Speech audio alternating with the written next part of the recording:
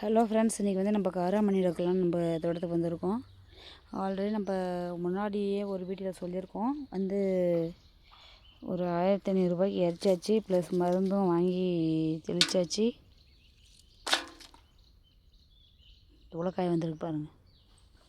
Plus மருந்து அடிக்கிற கூலி, ப்ளஸ் கொட்டை விரைச்சி கூலி, ப்ளஸ் வந்து 1000 ரூபாய் டீசல் போட்டது. இதெல்லாம் போக வந்து பார்த்திங்கன்னா நமக்கு லாபமே வரலைங்க. இங்கே பாருங்கள், இந்த கடைக்காரன் சொன்னார் 1 கிலோ 100 ரூபா கொடுத்து வாங்கிட்டு அந்த கொட்டை. இங்கே வருமா, நீ இந்த கொட்டை வாங்கிட்டு போயிட்டு நீ இறச்சினா கண்டிப்பாக உட்காந்து இருக்கலாம் அப்படின்னு சொன்னார். உட்காந்து இருக்கிற அளவுக்கு காய் வரும்னு சொன்னார். பட் வந்து கொட்டையில் நான் குறை சொல்லலை. இங்கே பாருங்கள், கொட்டைலாம் பெரிய பெருசாக இருக்குது. பட் வந்து காய் தான் வரல. அவரையும் குறை சொல்ல முடியாது. மழையில் போயிடுச்சு எல்லாமே. அதுக்கு பின்னாடி வந்த செடியில் தான் 1-2 பேர் பூ பிஞ்சுமாவே இருக்குது. பாருங்க, இது மழை வந்து 14ஆம் தேதி மழைன்னு சொல்லியிருக்காங்க. சரி, இருக்கிறது 1-2 காஞ்சி வந்துருச்சு பாருங்கள். இதில் வந்து அறுக்கலாம் அப்படின்றதுக்காக அறுத்துருக்கோம். ஆனால் சொல்லிக்கிற அளவுக்கு பெஸ்ட்டாக இல்லைங்க. ஃபஸ்ட்லலாம் பார்த்திங்கன்னா 2வது வருஷம் போன வருஷம்லாம் பார்த்திங்கன்னா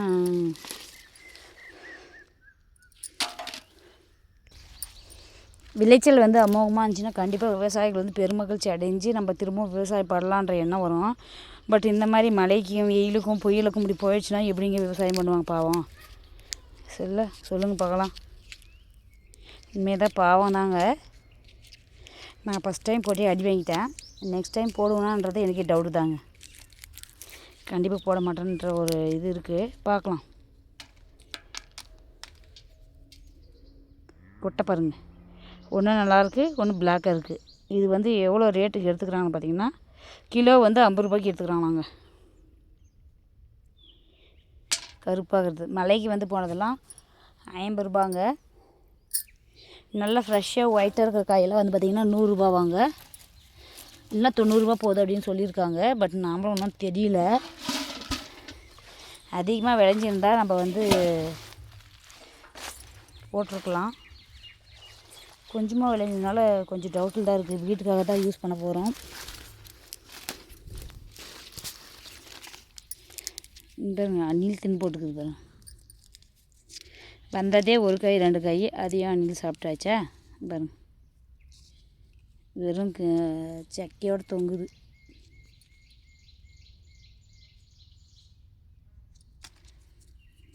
நான் என்ன நினச்சினா உண்மையாக சொல்கிறேன் பாருங்கள்.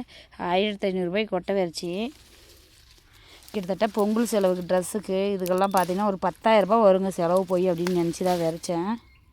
லாஸ்ட்டில் பார்த்தா பேராசை பெருநஷ்டன்ற மாதிரி ஆகிப்போச்சுங்க லைஃபு. உண்மை தானேங்க. அதுக்கு தான் எந்த ஒரு வேலை செஞ்சாலுமே அதில் வந்து எக்ஸ்பெக்டேஷன் அப்படின்னு சொல்லுவோம் இல்லைங்களா, அது எதிர்பார்ப்பு. அது வந்து பார்க்கவே கூடாது. அப்படி பார்த்தா கண்டிப்பாக இந்த மாதிரி நஷ்டத்தில் தான் முடியும். ப்ளஸ் வந்து ஆசை வைக்கக்கூடாது எதுக்குமே. ஓகேங்களா? இந்த வருஷம் ஃபுல்லாக எதுவுமே வரலைங்க. எல்லாம் விரக்தியில் விட்டாங்க. ஒருத்தர் கூட ஒரு காய் கூட இருக்கலைங்க. இப்போ வந்து இப்போ இருக்கிற நிலைமைக்கு இந்த பச்சை காயெல்லாம் அறுக்கவே தேவையில்லை. இருந்தாலும் மழை வந்து பாருங்கள், மேகம் வந்து மூடிட்டு இருக்குது. தெரியுதுங்களா? லைட்டாக தூரல் கூட விழுந்துச்சு. தூரலில் விழுந்ததுனால என்ன ஆச்சுன்னா பார்த்திங்கன்னா கொட்டை வந்து அடிபடுற சான்சஸ் இருக்குது. அதனால் நம்ம லைட்டாக கொஞ்சம் மழை தூரல் மாதிரி தூரிட்டு மழை வரல, ஸ்டாப் ஆயிடுச்சு. அதனால் இருக்கிற ஒரு காயை நம்ம பறித்து எடுத்து போய் வீட்டில் வச்சிட்டோங்கன்னா இந்த பிளாக் ஆகிறதெல்லாம் ஆகாதுங்க. இந்த காயெல்லாம் அறுக்கவே மாட்டோம், காய வச்சு தான் அறுக்குவோம். பட் இந்த டைமில் கிளைமேட் வந்து சரியில்லை. இருக்கிற காயும் வந்து போயிடும் அப்படின்றதுக்காக நம்ம அந்த பச்சை காயெல்லாம் அறுக்கிற மாதிரி இருக்குது. இப்போ இங்கே கூட இருக்கு பாருங்கள். பாருங்கள், ஆல் 8 கொடி ஏறினுக்குது. பட் வந்து பிஞ்சு பாருங்கள். இந்த பிஞ்செல்லாம் எப்போ வருதோ ஏதோ சொல்லுவாங்களே யூஸ், அதாவது இந்த பொங்கலுக்கு விற்றா தான் விற்ற மாதிரி இதுக்கு பின்னாடி விற்றா ரேட்டு ஏறாதுங்க. அதே மாதிரி பூசணிக்காயாக இருக்கட்டும், அந்த கொட்டை ப்ளஸ் வந்து இந்த பாருங்க காய்கறிகள் வெஜிடபிள்ஸ் இதெல்லாமே வந்து பார்த்திங்கன்னா நல்ல ரேட்டு போகும் இந்த டைமில் விற்றா.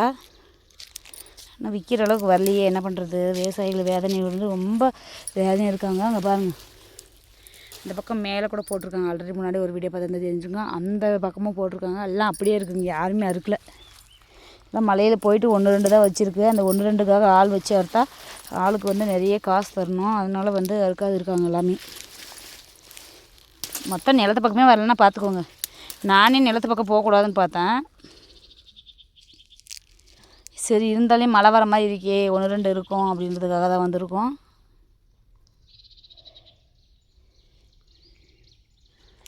இருக்கிற 1-2 பறிச்சிட்டா மட்டும் நம்ம வந்து வீட்டுக்கு போகலாம் அப்படின்ட்டு மழைக்கு முன்னாடி பறிச்சிடலாம். பொங்கல் ஆல்ரெடி பொங்கல்ஸ் வருது.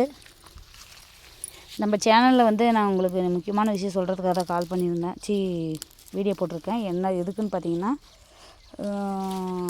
நம்மளுடைய கிராமத்து ஸ்டைலில் பொங்கல் வந்து எப்படி செலிப்ரேட் பண்ணுறவங்க அப்படின்றது நான் உங்களுக்கு வீடியோ வந்து கண்டிப்பாக அப்லோட் பண்ணுறேன். மறக்காமல் பாருங்கள்.